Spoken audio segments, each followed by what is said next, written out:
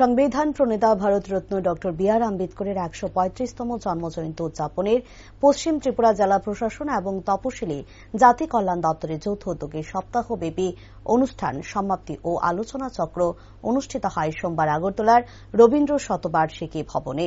উপস্থিত ছিলেন মুখ্যমন্ত্রী ডক্টর মানিক সাহা, সাংসদ রাজীব ভট্টাচার্য, পশ্চিম ত্রিপুরা জেলা শাসক ডাক্তার বিশাল কুমার সহ অন্যান্যরা।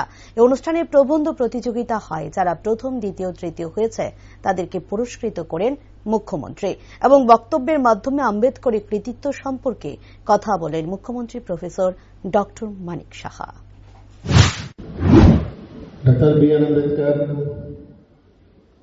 আমাদের দেশের এরকম একজন অন্যতম ব্যক্তি, যিনি একাধারে দার্শনিক, অর্থনীতিবিদ, সমাজ সংস্কারক ও স্বাধীনতা সংগ্রামী। এবং আমরা সবাই জানি যে আমাদের যে মহান সংবিধান, সেই সংবিধানের যে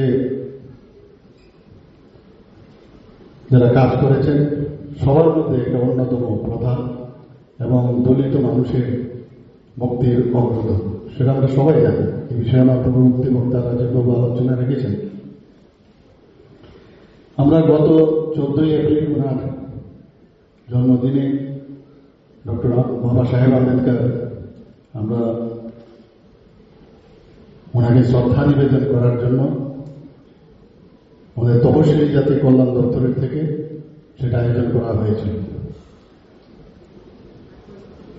আমাদের প্রথম যে ভারতবর্ষে যখন মন্ত্রিসভা গঠিত হয়, সেই মন্ত্রিসভায় উনি 1947 সন থেকে 1951 সন পর্যন্ত প্রথম আইনমন্ত্রী হিসাবে উনি কার্যভার গ্রহণ করেন।